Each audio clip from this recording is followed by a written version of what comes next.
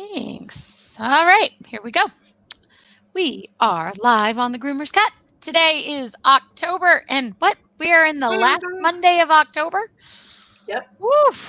2020. Let's get her done. Just so you guys know, here in Chicago, it snowed today. We had snow. I know. I think I saw the smattering of snow on your vehicle. First snow of the year today. Yes. Not looking forward to it. Didn't stick, but it was fun to see. That's all right. All right. So tonight we are talking about our meeting last night, right? We had, for anyone who is just joining us, first of all, welcome to the Groomer's Cut. We are the Pet Pro educators.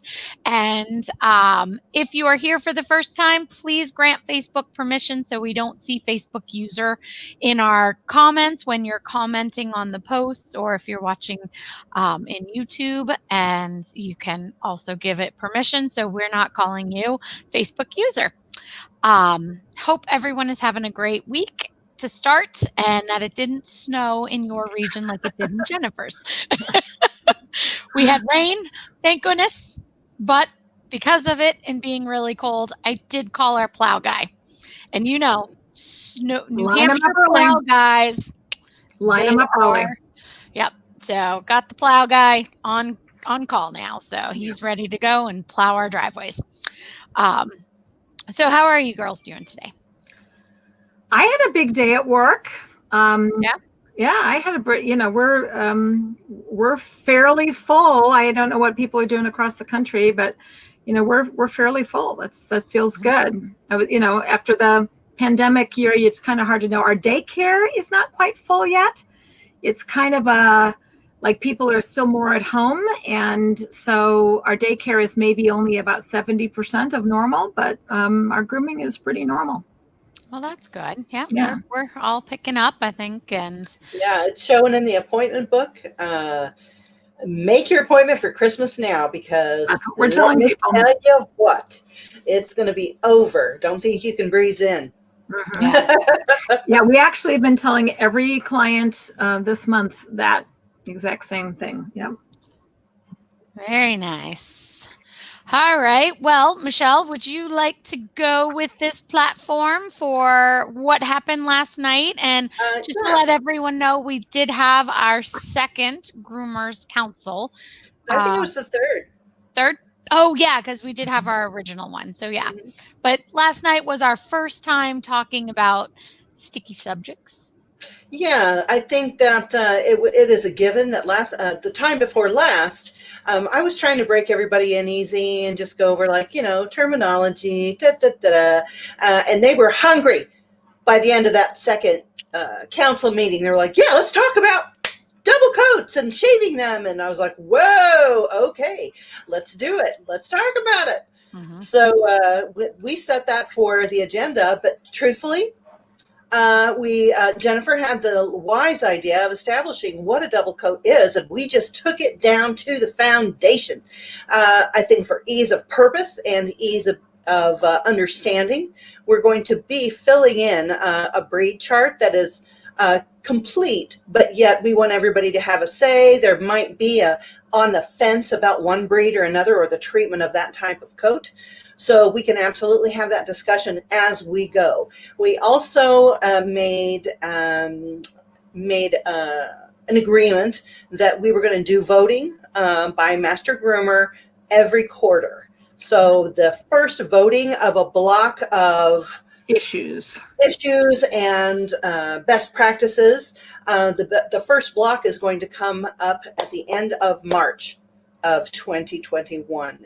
So we have all of that time to discuss and muse and add or take away or whatever we want to do. I'm making a compendium out of the videos of the meetings so that we can make at least an outline skeleton of what we have at least agreed on foundationally. And then all of those pieces are going to be voted on at the end of March 2021. So we did discuss what is a double coat. We took it down. Anything that isn't obviously a long or obviously a short at that point. And we defined a double coat as anything that has a profuse undercoat that needs to be covered with primary hair. That is a double coat.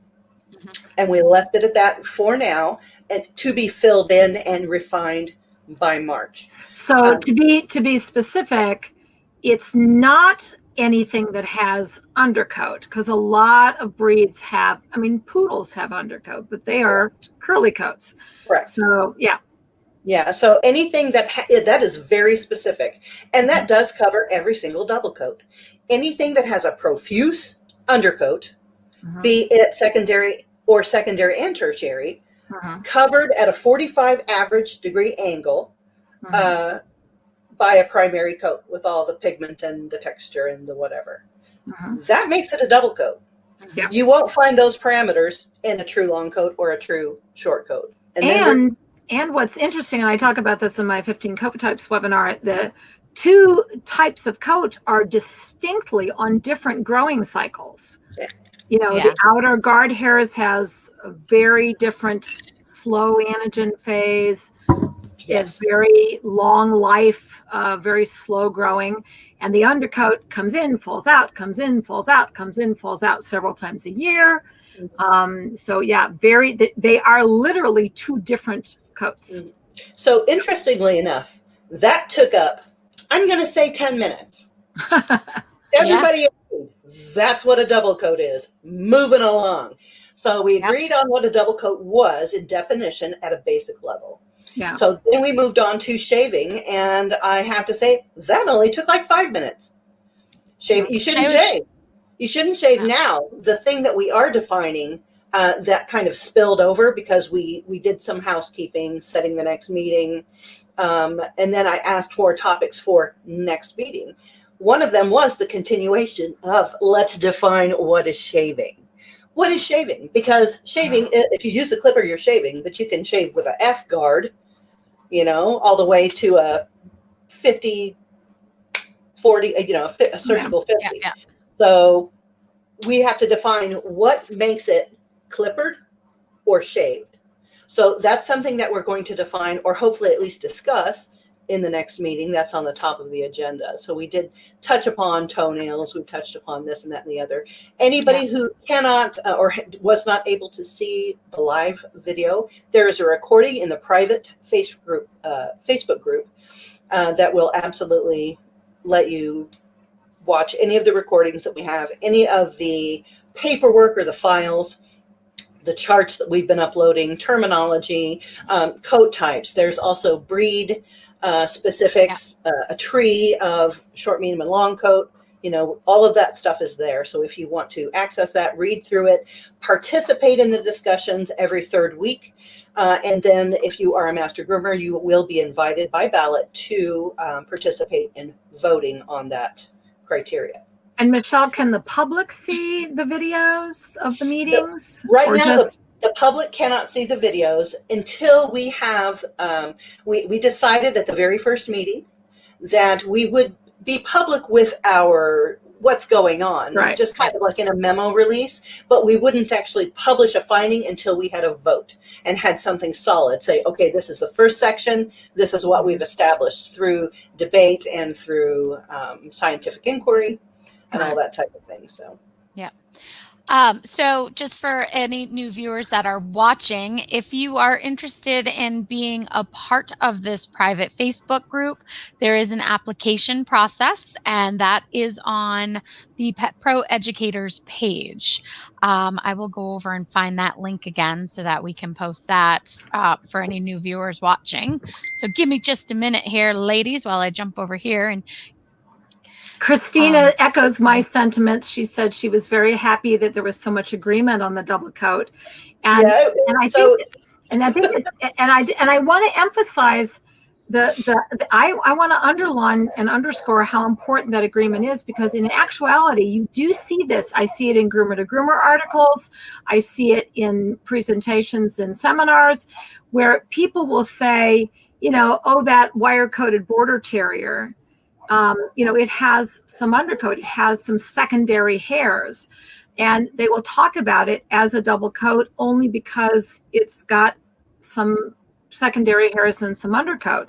But that is not what a double coat is. So I'm really glad that there was that agreement. And Loran is asking, do you have to be a master groomer to be part of the group? Michelle, no, right? No, anyone can participate. If you are a groomer, you are absolutely welcome to participate. Let me hear your voice. Let everyone hear your voice. We're all equal there. There's no president.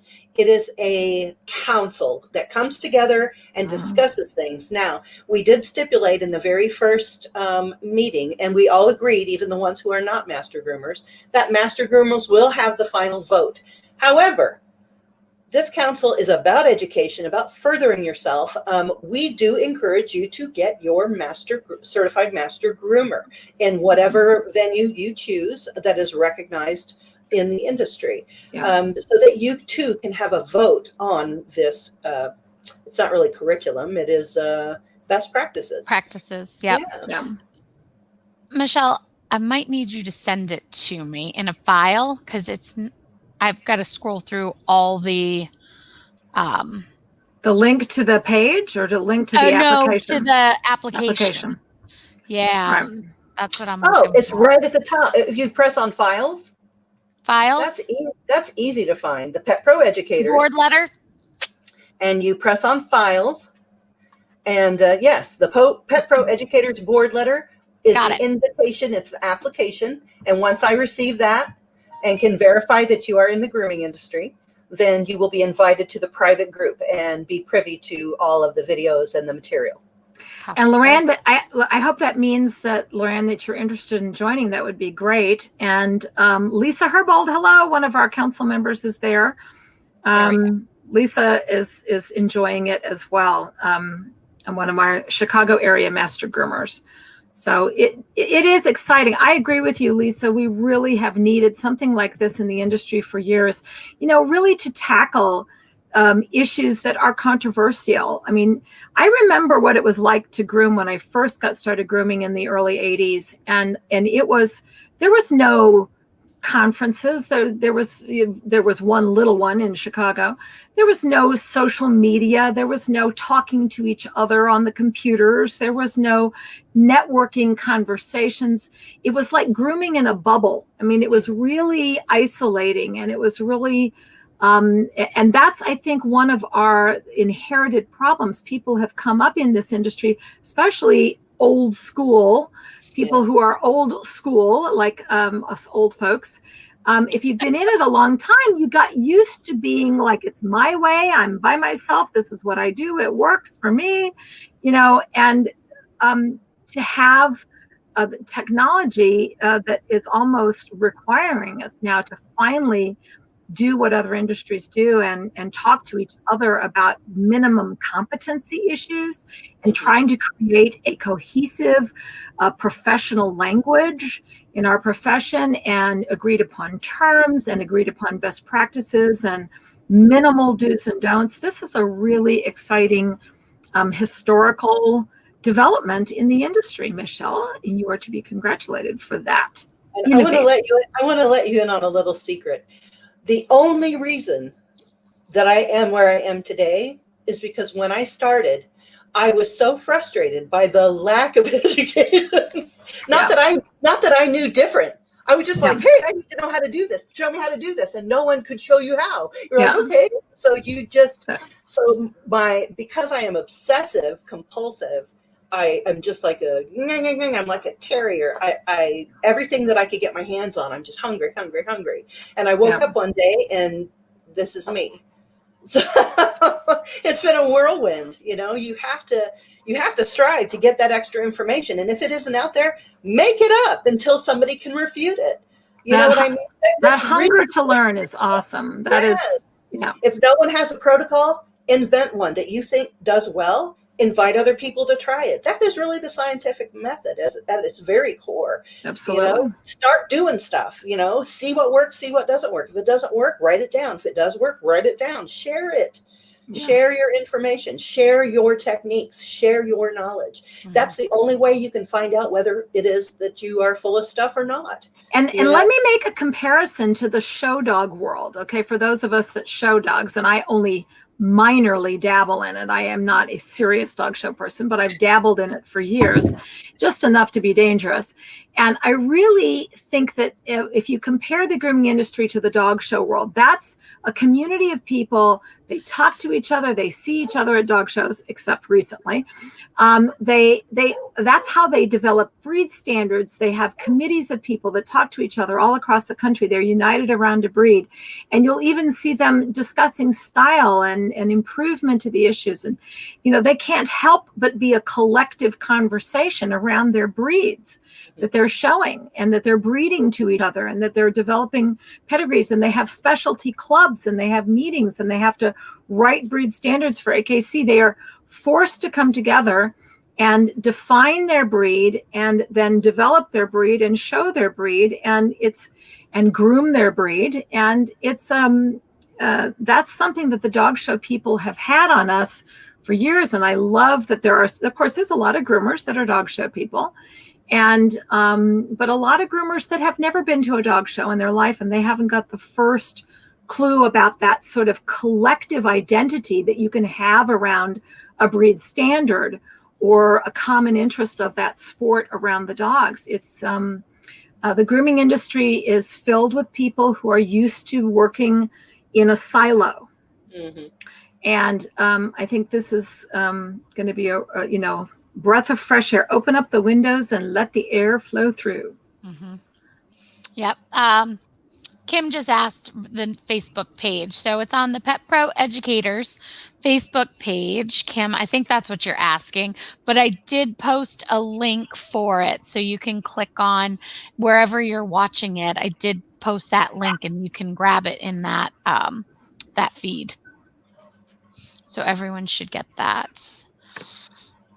Sorry, not to interrupt, Jennifer, but... No, Lisa Herbold has commented that she got her certified master groomer. Hi, Lisa. Yay, certified master groomer, Lisa. Lisa and I are in conversations along with Beth Ritchie here in the Chicago area about opening a school. So we're going to have a team of people opening up a really good school. So we're excited about that. But it is really... she said she got certified because she wanted to see how she compared to other people. And that's why, people shouldn't be afraid to get certified, especially now when you can get certified via Zoom. I mean, that's saving people so much money?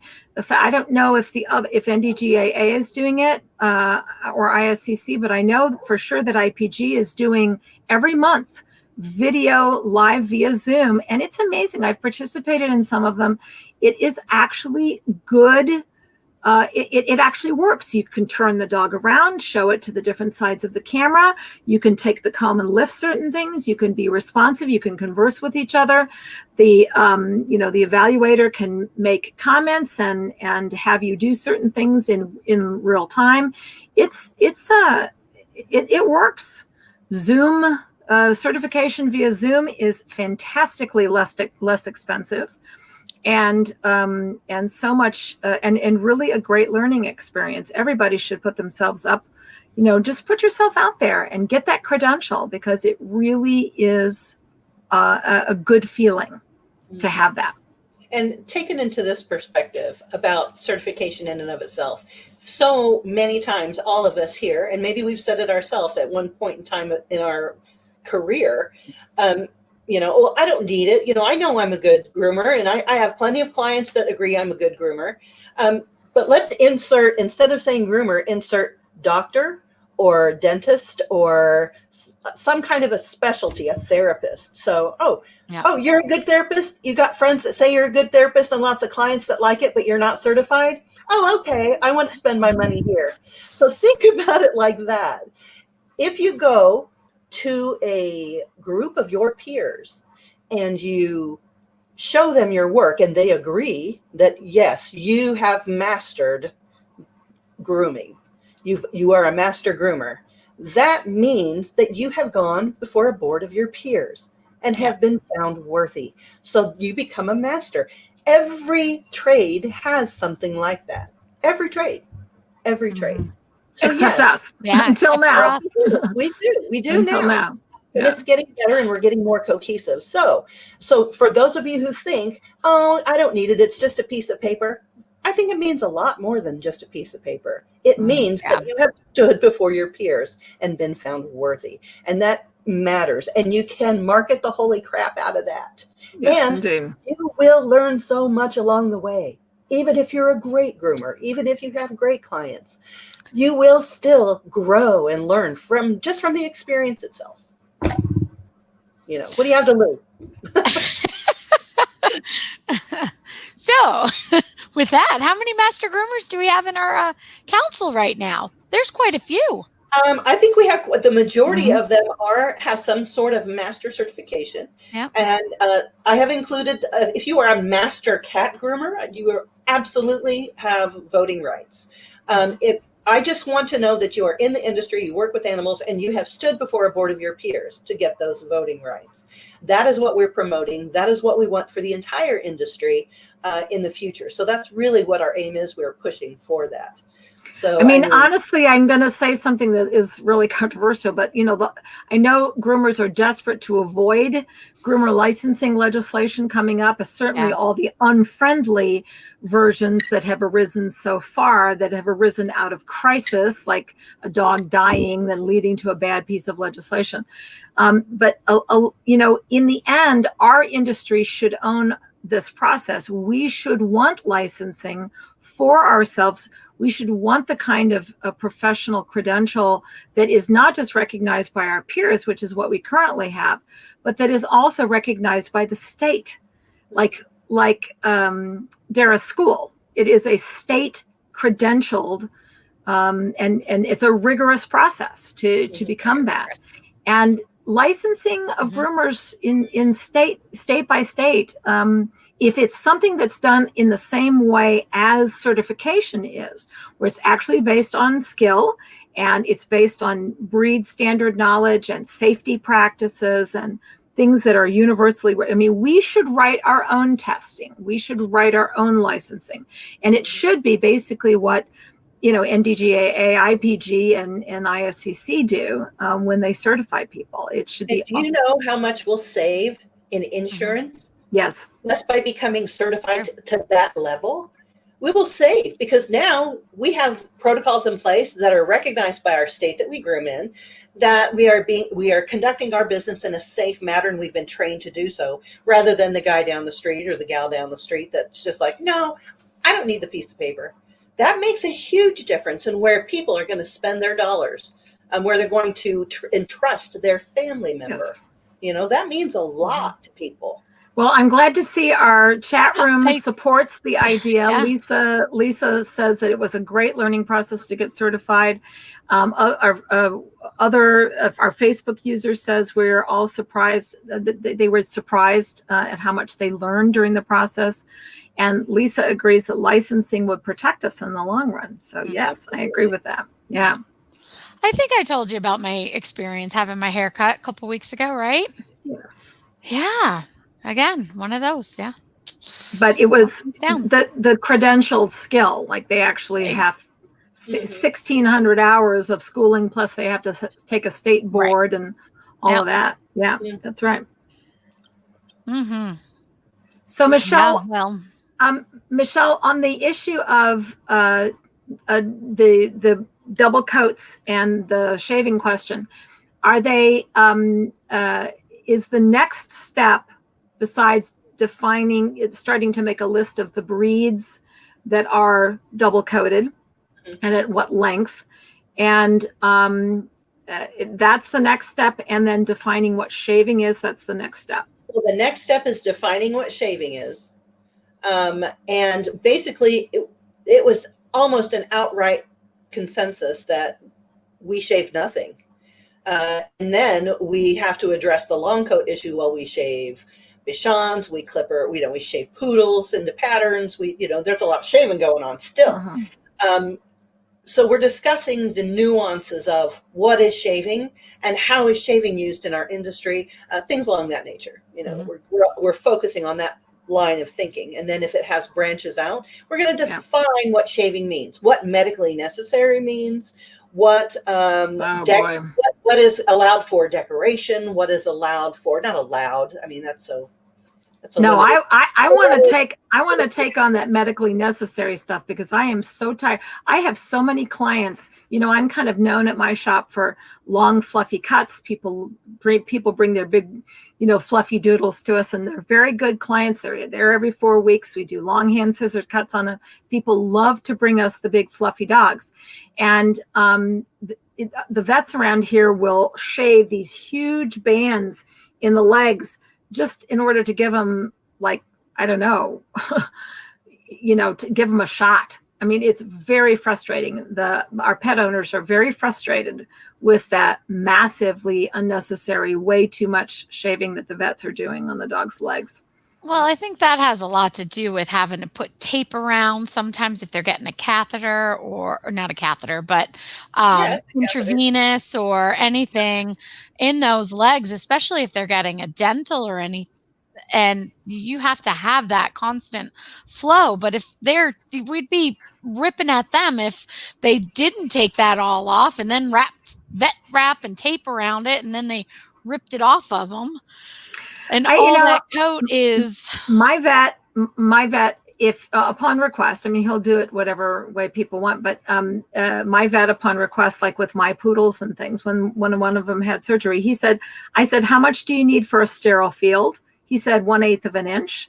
And so I cut where I had one of my retired champion poodles top knots, she had a little growth on her head. I cut the 1/8 of an inch around it, and he was happy as a clam. And that's, she had very minimal, he didn't whack off her entire top knot for that procedure. Yeah. Working as a vet tech, they let me, when I was in, right before the animals all went into surgery and they were getting prepped, they always called me out of the grooming room to do those shaves and to do the bellies before they before they had their spays or their neuters or anything done, because so many, have you ever watched a vet hold a clipper? Oh, my God. Scary. Oh. Yep. I was like, scary. Woo. So here, let me do that. And Angie said all the way around, from 1 inch from the shoulder all the way to the paw. Yeah. Sadly, yes. And that's not, I know for a fact my vet would agree it's not medically necessary to do that. No, but yeah, they gotta. I think it's the vet. I'm happy to not pick up. Is it the vet techs? I'd have to, because I did it. I've always seen the vets do it when I was in surgery with them, but that was back in the 90s. So who knows what's changed since then? Because it's been a long time since I've been in. That clipper burns abound when the vets go at it. It's so true. Absolutely. Yep. Yeah. So they always Lisa said the same thing. She agreed with me in that whole little chat feed there. Yep. The vet techs get all of the shaving. Yep. Well, and that's, it would be really nice if we had a process by which we created this document that is going to come out as a result of Michelle's process here, our Master Groomers Council for Best Practices. What documentation that we create, we can actually share that with other industries like the veterinary industry. That would be a wonderful thing to do. And we can use it to educate our clients. I like what Kat said, or sorry, I say Kat because I'm used to saying Kat, but Catherine Samard, what she said. Yep. Oh, okay, good. Just checking. She doesn't like them to ever do that because of sepsis, and the pets can die from getting hair trapped in that catheter. And Angie, you are right. That is one thing I did learn when I worked at the vet clinic. They always bought new. After it dulled, boop, throw it away, get a new one. But they lasted so long, they didn't have to worry about it. Except they did get all their little, for the teeth scaling, they did get all those sharpened. I've seen some nasty clippers and blades up in vet offices in my time. Yeah, here Angie says that their blades are all crazy dull. Yeah, I believe wash that. your instruments, you bees. Do, do, do, do, do, do, do, do.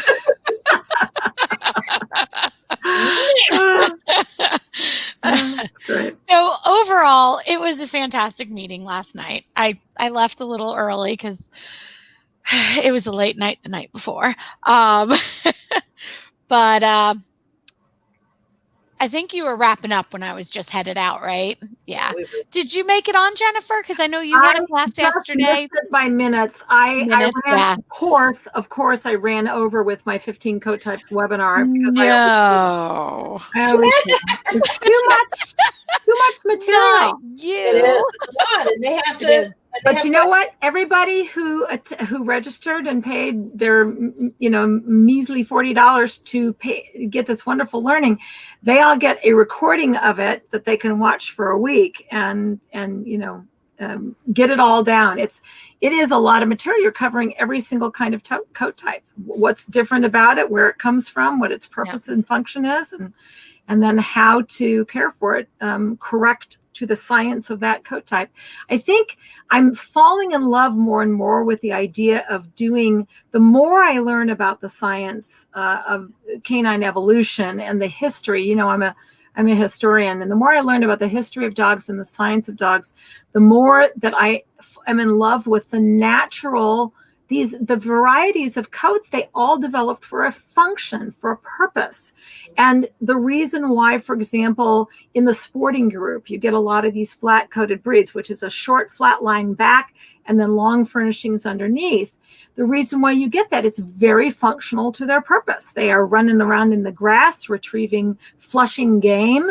They need, the grasses are prickly. They need protection underneath with their furnishings, but they're also jumping in and out of the water, retrieving ducks and things that the hunter shoots. And they need to get out, wash and wear coats, shake it off, and not have tons of hair on top. So it actually works out perfect for their function. It's a brilliant adaptation. And we should be prepared to embrace that natural history, purpose, and function and not mess with it. Groomers should be working with the natural coat, not against it. And I think that that's what all of this is going to be about, Michelle, that you're pointing out. But we have some attendees from the webinar that are in our chat room. Oh, that's wonderful. Hi, Kimberly said it was an awesome webinar. And Christina said she was getting writer's cramp trying to write so fast. So now you can go back and rewatch. Hey, the other thing we didn't talk about that you did talk about last night was we did talk feline. Oh, yeah. What did you say about that? I missed that. Yeah, stop shaving cats. Stop shaving cats. Move along. Yeah. And then there will be nuances for medically necessary elderly cats, special circumstances. There are always special circumstances for shaving. So for those of you who are only hearing, stop shaving, there's always going to be an individual case where you're going to have to look at it and assess and have the very best you can for both worlds to make sure the pet is comfortable, protected, yet the quality of life is still there. Sometimes we have to take them naked. So you just have to be aware and educate your client after you do a procedure like this, the care of that skin while that hair has to grow back. You have to provide it some aftercare. So yeah, it's Melissa just threw a shout out to the amen. That was Stop shaving cats. And I'm gonna tell you why in a nutshell. And I could go on and on and on, and I'm sure other feline advocates will also tell you cats' skin is tissue paper thin. It is so very thin. If you put something directly on their skin, they taste it in their mouth at the same time. It goes right into their bloodstream. That is why you can't use certain products on cats that you can use, or on cats. Can't use flea products. Yeah, right. You can't do it because they're that delicate. Now, cats have developed a dense coat that is so thick and it has enough density to protect the outer environment or protect the skin from that outer environment. The minute we strip that beautiful dense coat off, you're just letting the cat soak in every toxin and grossness and whatever dirt and cleaning products and sweat of everybody's hands that pet it. Like everything can go into the bloodstream of the cat. The cats need their fur. Their cats need their fur. Stop shaving cats. Stop shaving them. Stop shaving them. Stop shaving cats. Yeah. Stop it. Stop, please. Yeah. Stop shaving cats. I have a couple of cats that are long, horribly matted that I have to do sanitary clips on them, but I never clip on the torso on the top, on the outer part area. Groomer Jen said that she's currently trying to fix a flat coat using the proper, like paying attention to taking care of that short, flat lying top coat, not shaving that. You can clipper the underneath. It'll grow back. The furnishings, you can actually trim that pretty short. It's better to scissor trim it than it is to clipper it, but yeah, you can absolutely work with the coat. And it's actually, as I argue, less work to do what's naturally correct for the coat than it is to shave it. Shaving is actually a lot of work, and it doesn't look right. It doesn't, it hurts them. It opens them to toxins. It's all sorts of problems, and it's a lot of work. Yeah, and it's actually better to do what's natural to that coat type, and that's why it's so. This is so exciting. Yeah, so and as the topic fully develops, we're actually it will eventually end up to like mixed breed coat types.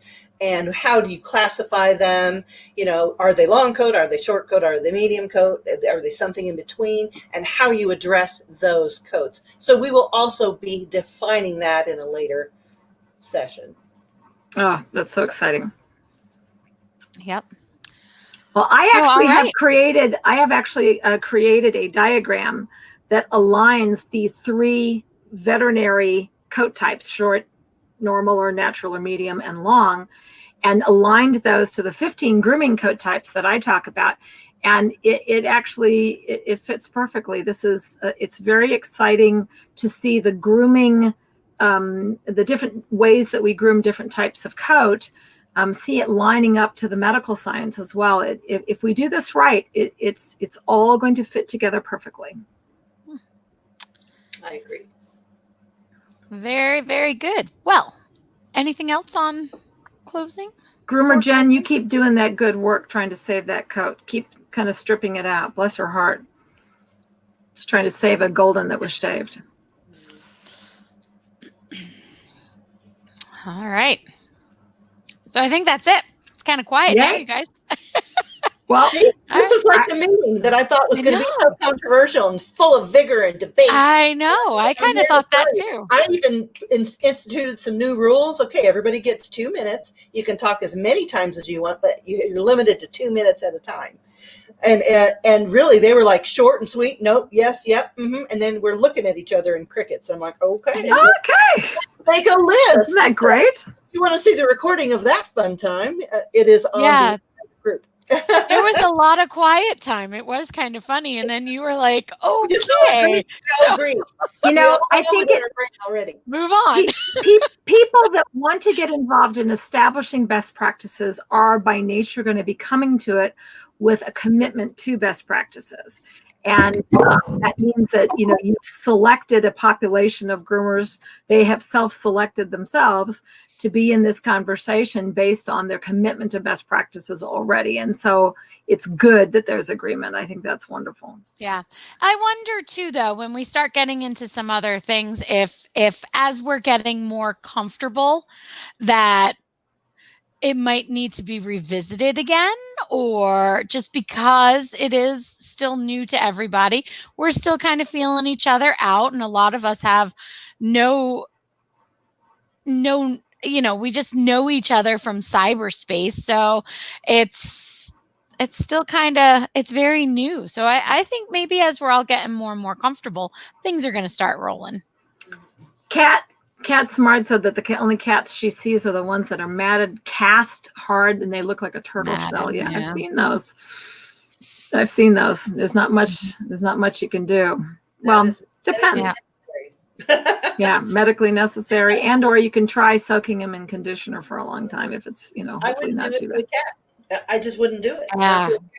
That's not fair to their psyche. Sometimes it becomes more about their mind and how it's going to affect them in the long run than what we're doing right now. The hair will grow back if the cat is well, and if there's some inner condition keeping them from grooming themselves. That always has to be addressed. But I mean, we could go on and on about that.